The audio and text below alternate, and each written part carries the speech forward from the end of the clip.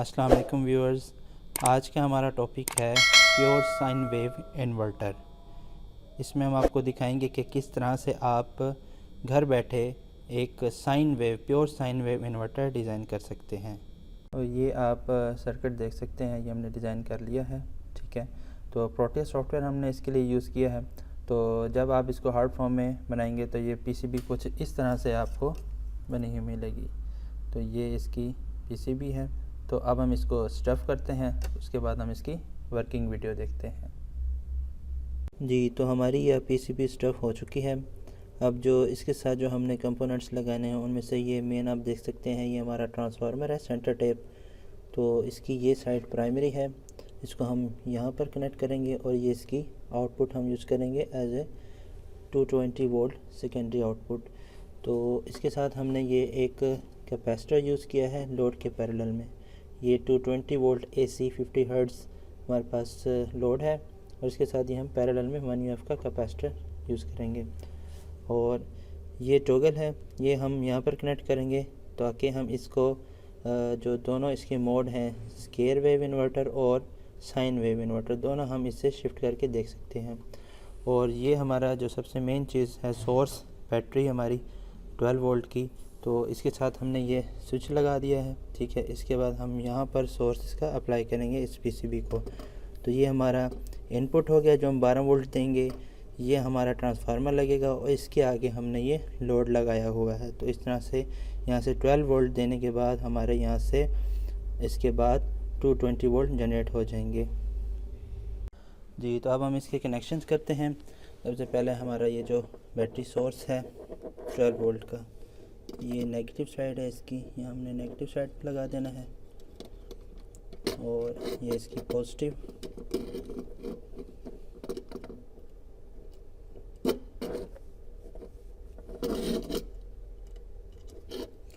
ये हमने इसको सोर्स प्रोवाइड कर दिया। और ये हमारे ट्रांसफार्मर से कनेक्शन है, ये अब हम यहाँ पर लगाएंगे। जो इसका सेंटर पॉइंट है वो हमने सेंटर में ही लगाना है। हम देख सकते हैं ये वाली इसकी सेंटर पिन है, ये हम यहाँ पर लगा देंगे। और ये वाली जो है ये हम यहाँ पर लगा देंगे। ये हमारे ट्रांसफार्मर के कनेक्शन हो चुके हैं। उसके बाद ये जो हमने इसकी वेव को कन्वर्ट करने के लिए टॉगल यूज़ करना है, उसको हम यहाँ पर लगा देंगे।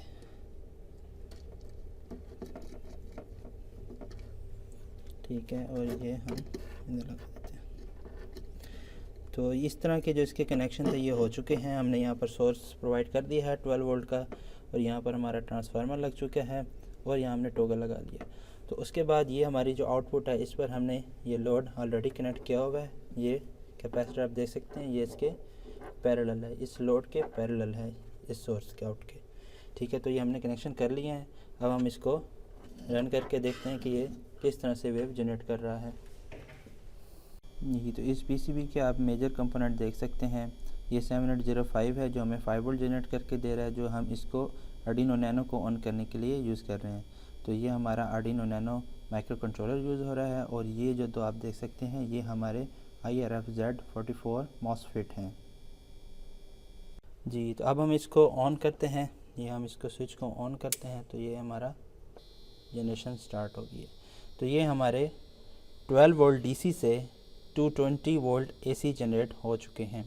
तो इसको हम देखने के लिए अपनी ऑसिलोस्कोप की मदद से इस लोड के साथ लगाएंगे। ये हमने ऑसिलोस्कोप के साथ प्रोब लगानी है सबसे पहले। इसको लगाने के बाद अब ये चूँकि हमारा जो कैपेसिटर है ये पैरेलल है लोड के, तो हम इस कैपेसिटर के क्रॉस इसके मेयर कर लेते हैं। जो भी वोल्टेजेस बन रहे होंगे ये आप देख सकते हैं। अगर आप ऑसिलोस्कोप की तरफ देखें तो ये इसकी साइन वेव जनरेट हो रही है। तो आप देख सकते हैं इसके 50 हर्ट्ज़ जनरेट हो रहे हैं। और वोल्टेज इसके इसलिए ड्रॉप हो गए हैं क्योंकि हम इसकी प्लेस के ऊपर जो ट्रांसफार्मर यूज़ किया है वो हम इस टाइम स्मॉल यूज़ कर रहे हैं। अगर आप इससे बड़ा ट्रांसफार्मर यूज़ करेंगे तो उसकी आउटपुट इससे बेटर हो जाएगी। तो इसके अलावा जब मैं इसको अब कन्वर्ट करूँगा तो आप देखेंगे कि ये स्क्वायर में भी कन्वर्ट हो जाता है। ये देखें, तो ये इसकी स्केयर वेव हो चुकी है। अगर आप इधर देखें तो इसके वोल्टेजेस जो हैं इस टाइम लोड को 187 प्रोवाइड हो रहे हैं और ये फ्रिक्वेंसी जनरेट हो रही है। तो चूँकि हम इसकी जब साइन वेव में इसको कन्वर्ट करते हैं तो हमें इसकी जो इनपुट है जो हम मॉसफेट के लिए यूज़ कर रहे हैं वो हमें PWM की फॉर्म में देनी पड़ती है, इसलिए जो इसके वोल्टेजेस हैं वो थोड़े से ड्रॉप हो जाते हैं। तो वो हम वोल्टेजेस जो हैं वो डिफरेंट ट्रांसफार्मर के साथ कनेक्ट करके इसको सेट कर सकते हैं। तो ये इसकी वर्किंग वीडियो है। अच्छा, तो ये जो आप देख चुके हैं साइन वेव जनरेट होती हुई, तो इसके बैक एंड पे जो इनपुट वेव जा रही हैं वो कुछ इस तरह से आपको जनरेट करनी पड़ती हैं जो कि इस मॉसफेट को जा रही होती हैं। तो वो मैं आपको दिखाऊंगा। तो ये हम इसके ग्राउंड पे लगा देंगे। चूँकि हम आर्डिनो की पिन नंबर 8 और 9 यूज़ कर रहे हैं, ठीक है। तो 8 पिन पर हम देख लेते हैं सबसे पहले। ये देख सकते हैं आप, अगर मैं इसको आप स्टॉप करके दिखाऊँ आपको कि ये किस तरह से इसकी वेव जनरेट हो रही है, तो हम इसको पहले स्टॉप करते हैं। तो ये स्टॉप हो चुकी है। अगर हम इसको विजुअलाइज़ करना चाहते हैं तो आप देख सकते हैं ऑसिलोस्कोप की तरफ। तो इस तरह की वेव हमें एज ए इनपुट बनानी पड़ती हैं इन केस ऑफ साइन वेव। तो ये आप इस तरह की जब इनपुट्स देंगे इन मॉसफेट को तो आपको इस तरह की जो आउटपुट पे है साइन वेव जनरेट होगी। तो इसके बाद हम देखते हैं कि स्केयर वेव में इसको कैसी इनपुट जा रही होती है हमें मॉसफेट को। जी, तो अब हम देखने वाले हैं कि जब हमारी स्केयर वेव जनरेशन हो रही होती है तो उसकी बैक एंड पे जो इनपुट होती है वो मॉसफेट को किस तरह की जा रही होती है। तो अब हम वो देखते हैं कि हम कॉमन ग्राउंड पे लगाएंगे इसका ग्राउंड, और हम ये पिन नंबर 8 पे देखेंगे। आप ये देख सकते हैं। तो अगर हम इसको विजुअलाइज़ करना चाह रहे हैं तो अगर हम इसको स्टॉप करते हैं तो आपको क्लियर नज़र आ जाएगा कि ये किस तरह से इसको वेव जा रही होती है इनपुट की तरफ। तो अब हमने ये स्टॉप कर लिया है, इसको हम डिफरेंट स्केल पर देख सकते हैं। तो इस तरह की पल्स जारी होती है हमारे मॉसफेट को in case of square wave generation.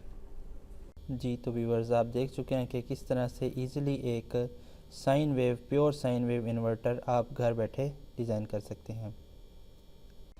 हमारी वीडियो देखने का आप सबका बहुत शुक्रिया। ऐसे ही हमारे चैनल को प्रमोट करते रहें और हमारे चैनल को सब्सक्राइब करना मत भूलिए। आप सबका बहुत शुक्रिया। अल्लाह हाफिज़।